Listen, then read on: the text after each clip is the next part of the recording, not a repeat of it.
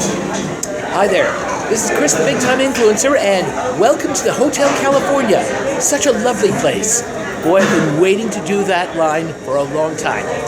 We're here at a restaurant called Aloha Specialties, and I didn't realize it before, but this actually ended up on 2 of my restaurant lists. I had a list of places that are inexpensive to eat because, Canadian money doesn't go far here.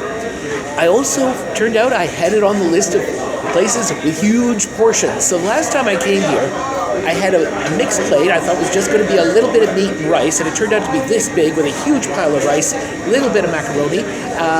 It was incredible. It was fantastic, but I did have to go have a nap afterwards. So what we're going to do today is a little bit smaller, and these people make kimchi.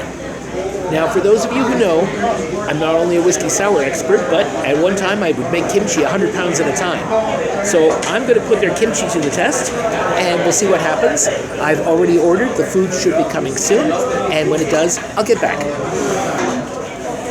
Just to kill a bit of time and to keep my tablet from seizing up, I thought I'd tell you, Las Vegas has a huge number of Hawaiians in it. There's a big Hawaiian community, and you see them all over the place. I guess if you live in Hawaii and you have to leave, the only place that you can think of that can top Hawaii would be Las Vegas. But not only is this completely staffed by Hawaiians, but just glancing around, I can see that about 2/3 of the customers here are also Hawaiian.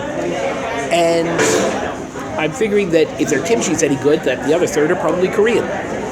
Anyway, I'm going to put you on pause again. Hope the food comes soon, but this is a very busy place and it's lunchtime. I was surprised there was no line, but I'm not surprised that the kitchen might be backed up a bit. But we'll see what's going on.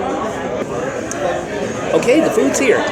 Now, this plate here is known as their local plate. It doesn't have rice, and I didn't want extra carbs, but they gave me a big mound of mac and cheese anyway.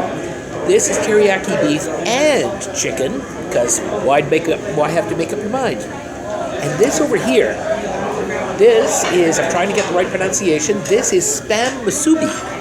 Now, a lot of people wonder, why do Polynesians, Southeast Asians love spam so much? And the answer is quite simple. If you don't have a refrigerator and you want meat, spam is about the best thing you could possibly have. Now, I'm going to taste a couple of things. Now, I'm going to start with the musubi. I've had it before. And I'll tell you something. As somebody who's been poor enough to have their share of spam, this is pretty good.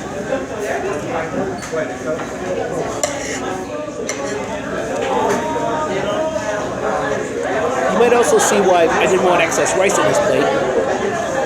Never been a big fan of seaweed, but the musubi itself is really good. Let's try a little of the teriyaki. We're moving up. Oh.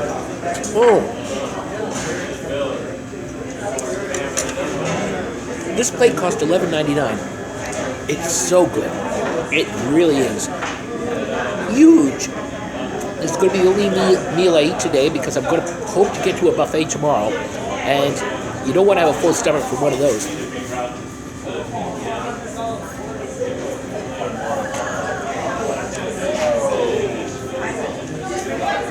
As you can see, they are concerned for my health. There's almost a tablespoon of coleslaw on this plate.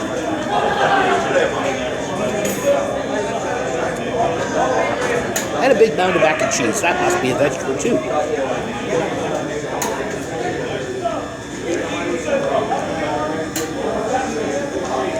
I'm not a big fan of mac and cheese, but it's okay. All right, the moment you've all been waiting for. This is their kimchi. I've had a lot of kimchi. Had a fair bit in Vegas too. Most of it hasn't been that spicy, and of course, like all kimchi, it needs more ginger. But let's give theirs a try. These people have been so good on everything I've eaten that their kimchi should be pretty darn good.